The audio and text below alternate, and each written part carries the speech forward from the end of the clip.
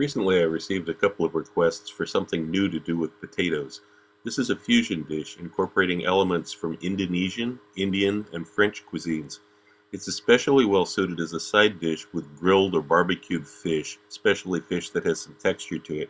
But it's so delicious and unique, you'll probably find yourself eating it by the plateful all by itself. Begin by measuring out the peanuts, sesame seeds, coriander seeds, whole cloves, and crushed red chili, and I'm going to begin toasting this over medium heat. And after a few minutes, you start to see some dark spots appearing on the peanuts. That's your sign that you're done.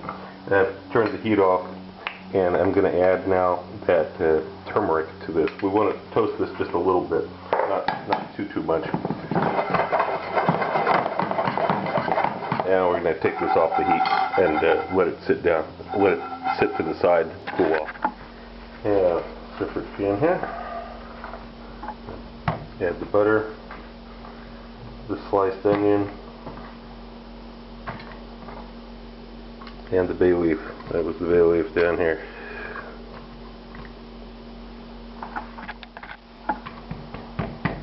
And hit this with the back of the spoon to break up the onion rings a little bit as the butter melts.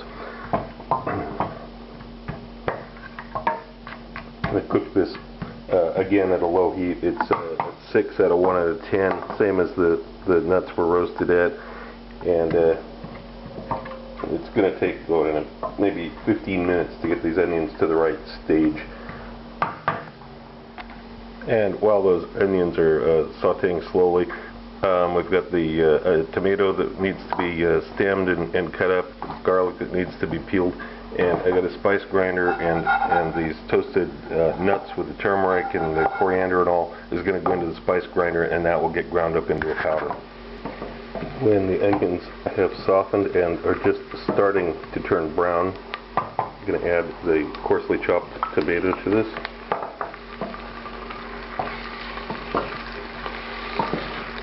And lowering the heat just slightly from 6 to 5. At the same time I add the tomato, adding about a teaspoon of salt.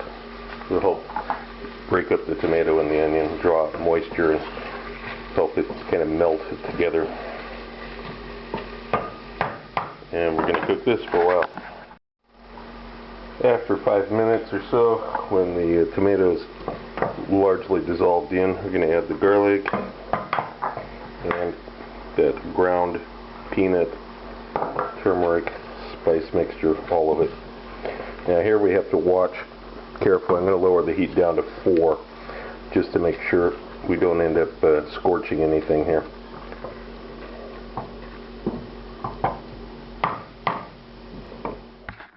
You're going to keep an eye on this to make sure it doesn't burn at the bottom. Keep stirring it every once in a while.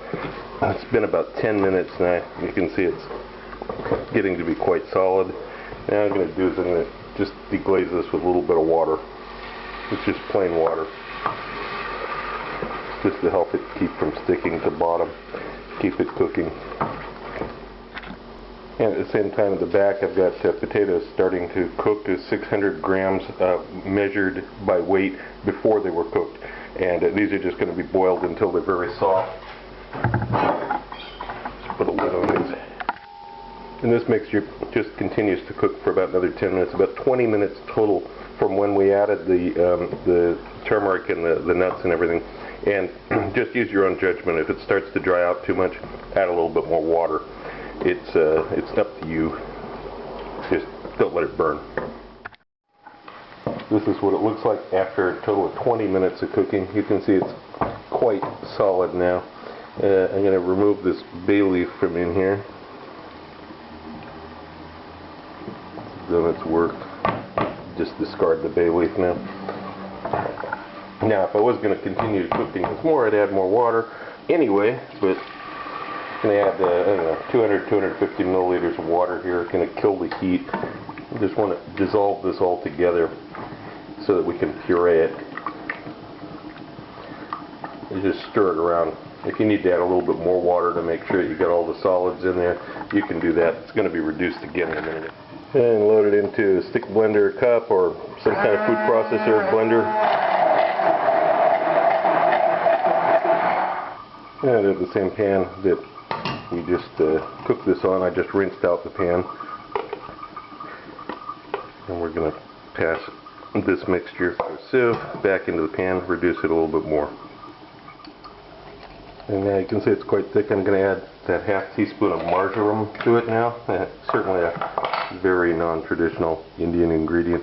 And I'm going to reduce this a little bit more on a fairly low heat.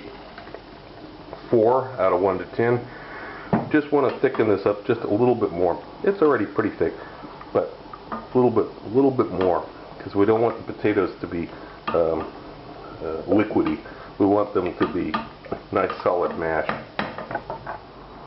Okay, when you've reduced it like this to where it's almost a paste, it's done. Now, you can add a little MSG to this. Certainly we would in a restaurant. If you hate MSG or you're afraid of it, don't add it. But I would add, half a teaspoon or so of MSG to this. Now you can set this aside until the potatoes are ready. My favorite tool for this task is a food mill, but you can use a ricer, you can use the back of a fork if you want, but your results will never be as professional as if you use the proper tool for the job. Okay, now we've added the 45 grams, of butter to this. The potatoes have been passed through the mill, and the heat of the potatoes will melt the butter, of course.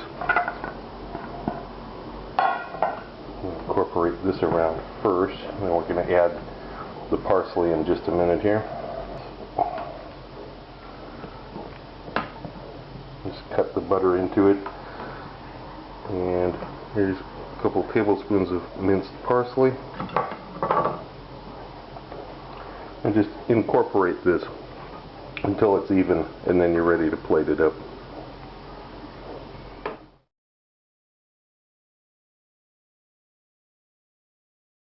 What I like to do is add some black pepper over the top. You could just finish it with a little piece of parsley.